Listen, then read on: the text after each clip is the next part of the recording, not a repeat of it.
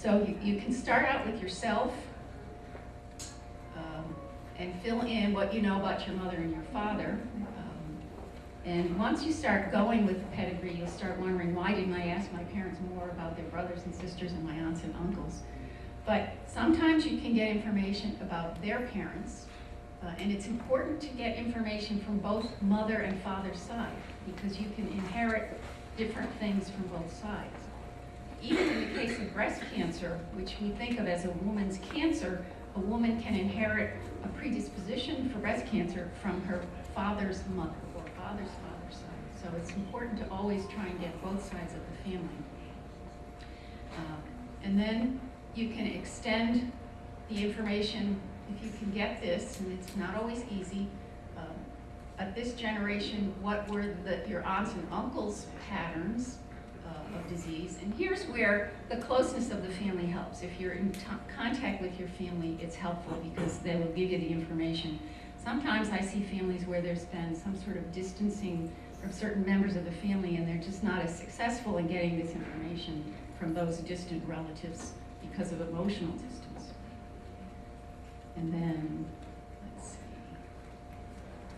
Finally, then you can fill in your own nuclear family, your husband, and you may want to develop your husband's pedigree the same way. And of course, any children, and then ultimately grandchildren. So these pedigrees can get quite large depending on how much information you can get and how far back you can go and how big your family is. Of course, the bigger the family, the bigger the pedigree.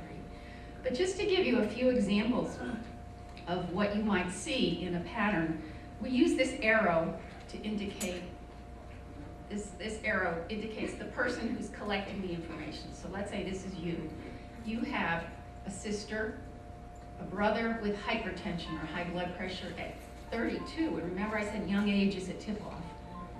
Two brothers without. You go up to your parents' generation and you find out your father is deceased but not from heart disease. Your mother is deceased from an aortic aneurysm, which is another version of cardiovascular disease. She had a sister without hypertension, two sisters with hypertension or high blood pressure, a brother, and look at how young they are, and another brother with an aortic aneurysm, and then going up to her mother. Now this would be your grandmother and grandfather. Here's high blood pressure at age 40 and a heart attack at age 63. Now, this is a family where you should be more sensitive to risk factors for cardiovascular disease. Be careful about cholesterol levels, have your blood pressure checked, and so on. And so having this information can help you to be alert and aware, not only what your risk may be, but what your siblings' risks may be, and what ultimately your children and grandchildren's risks may be. And this is a similar sort of picture for the kind of diseases that I deal mostly with, which are familial cancers. You can see very similar patterns in families where, in this case, this woman's sister had breast cancer at age 34. Her mom had breast cancer at age 48. She has a cousin with ovarian cancer at age 44 and a grandmother with breast cancer at age 62. So this is more than you would expect to see just from normal statistics of breast and ovarian cancer. And not only that, but it's at younger ages.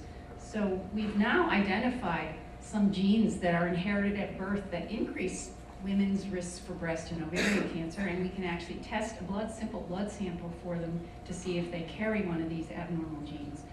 And you might ask, well, what do you do then? Because then you're just sitting around with this time bomb ticking inside of you. But there are some preventative things we can do to alter the course of that and prevent the gene from actually producing the cancer.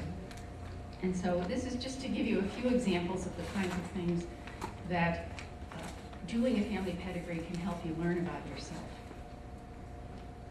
And so it is a powerful tool. It helps identify disease that may run in the family, that will allow you to guard your health. And it's also important to share that with your doctor, because your doctor may know about other preventive options or strategies that you might be able to take. We do have a program at Fox Chase that deals not with people with cancer, but people who have these familial patterns of cancer to help them explore it further. We have a few pamphlets up on one of the tables that explains a lot of this. We're interested in breast and ovarian cancer, prostate cancer, GI cancers, skin cancers, lung and head and neck cancers. So we're trying to cover the major common cancers and learn as much as we can about not only the genetics of it, but also the environmental part of it as well. Now I'm going to finish on a personal note here, because I want to put this in the context of genes are not all about disease, they're about good things too. And so I thought I'd just share this little personal story with you. This is a picture of me running to the finish line at the Marine Corps Marathon many years ago, at the age of 43. And while it looks like I'm quite energetic there, I was sort of dragging toward the end, but my goal had been to finish this marathon, which was the first time I'd ever tried something like that, under 4 minutes. And when I looked up at the clock, it was 4 hours. It was 3 hours, 59 minutes, and 50-something seconds. Wow. And so this is the burst of speed that got me under the finish line in 3 hours, 59 minutes, and 58 seconds. The reason I'm sharing this with you is because, in retrospect, it occurred to me that, and it turned out I wasn't such a bad runner for long distance. I should have known that I could be a good runner because my father was a wonderful athlete, and particularly a track athlete. And actually, in the 20s, when no one was going to college, got an athletic scholarship to go to college, like the first person ever in the family to go to college. And he was always a very good athlete. And I suspect that I may have inherited this talent for running from my father. And if I had known about it younger, I might have actually become a really good runner, instead of waiting till I was in my 40s to start this. So I just want to finish with the message that our genes control a lot of things about us. A lot of them are very good, our talents and so on, as well as our predisposition to disease. So I think it's very important, the more you can learn about the good and the bad, it will help improve your life. So I'll stop there.